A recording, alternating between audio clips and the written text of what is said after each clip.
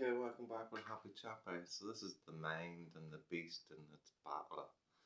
So I find I do this a lot. Um, so you know something's not right. You just sense it and feel it.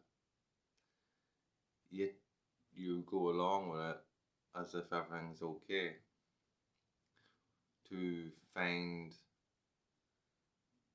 the underlayer of what you're seeing at the surface. Yet you know there's something that's disturbing about the surface under here that's causing that. So you stay on the surface, investigating it, looking to see what's under the carpet, I suppose, under your feet, that's giving you that sense of feeling. Now, as the beast, you're alert to it. Your body gives you a feeling something's off, something's not right. And with the mind, you start connecting the dots, and you see it, and you know it. So the mind and the body knows it.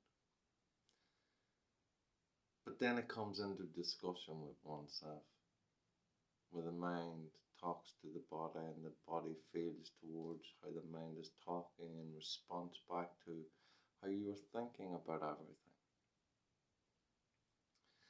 And you're in a pull and push situation about the situation. So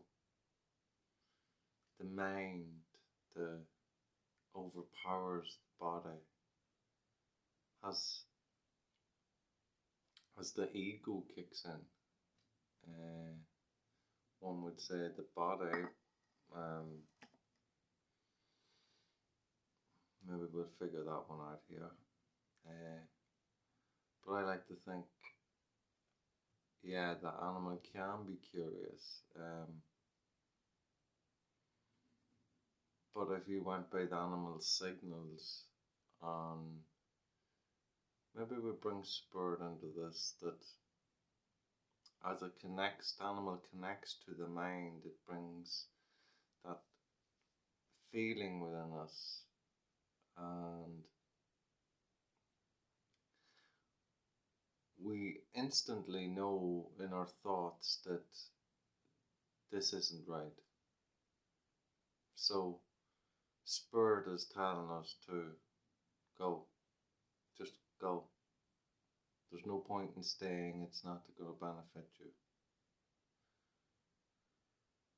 But then the ego of the curiosity of the body, I like to think it's the mind overpowering the beast, because the beast would just scatter.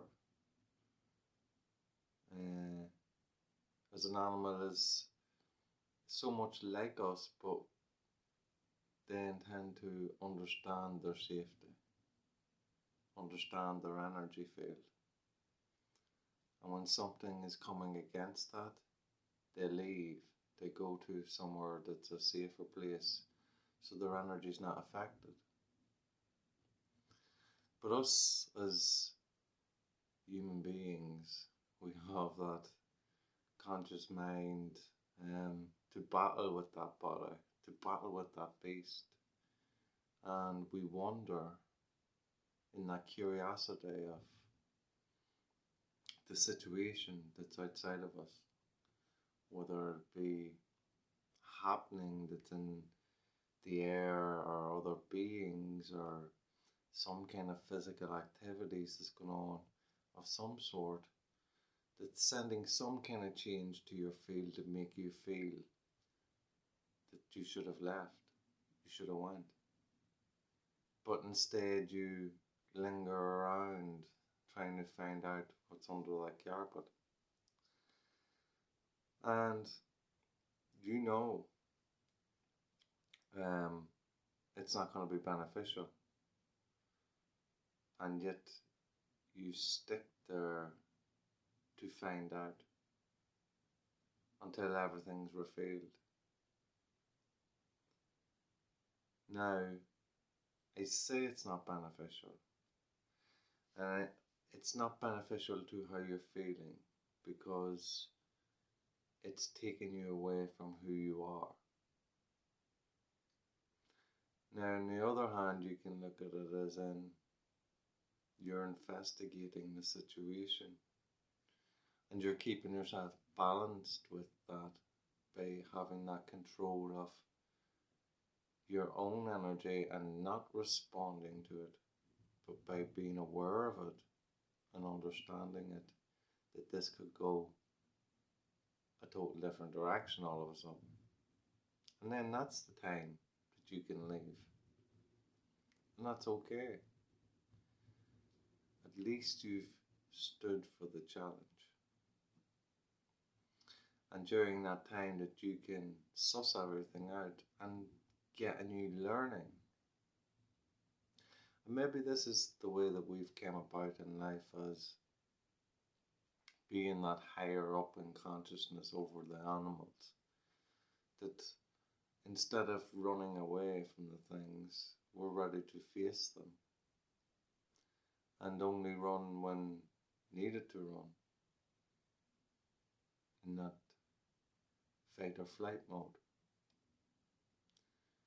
As that's an instinct that we feel in the body to go, leave in them moments of time, but we can bring ourselves back to balance and understand that it's not life or death. It's just a situation that I need to overcome and understand without feeling fear, because there's nothing to fear. That would be only the illusion that I felt from the instinct that I got from the animal side of who I am. Now, if it's that deeper feeling, you could say it was a warning from Spirit, because I know that if you go with your feelings, they're normally pretty much there. But because we have consciousness, we need to bring a balance to that. We can't just always go with our feelings, or we'll be one-sided. And like the yin and yang, it takes the physical and the non-physical to work in coherence with each other. So being aware of the alert of Spirit is one thing,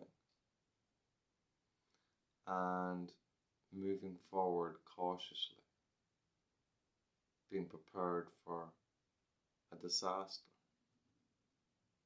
while always seeing the positive side of things. And in time, everything always gets revealed.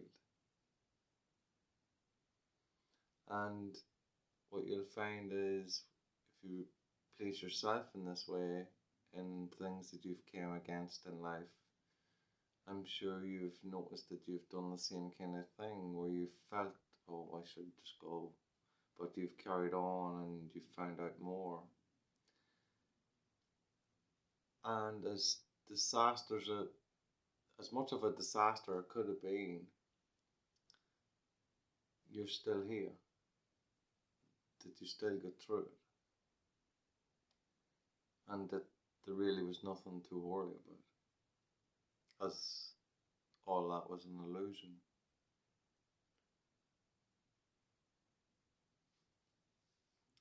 So it's being aware of that connection and understanding the balance of it all, and looking at the balance of it all, looking at it in what a disaster it could be, yet looking for the positive side in every step that you make, as you've already looked at the disaster.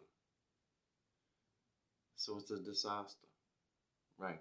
You get that, but you move on into it anyway, in the hope that it'll be something better.